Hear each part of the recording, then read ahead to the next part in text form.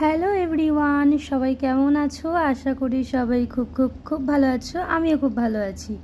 তো আজকে সন্ধ্যাবেলা থেকে প্রচুর বৃষ্টি পড়ছে, তার জন্য ভাবলাম যে কিছু খাওয়া যাক। তো খাওয়ার মতন আপাতত কিছুই নেই ঘরে, আর সব সময় তো বাইরের ফাস্টফুড খেতে ভালো লাগে না, শরীরের জন্যও ক্ষতিকর।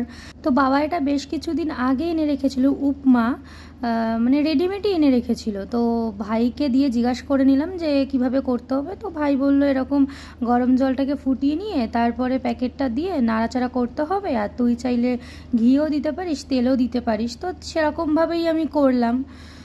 তো এরকম ফার্স্ট টাইম বানালাম, যদিও সবাই খেলো। এর আগে এমনি সুজির উপমা খেয়েছি বাড়িতে বানিয়ে, বাট রেডিমেড খাইনি কখনো। তো গরম গরম খেতেই বেশ ভালো লাগলো আমার।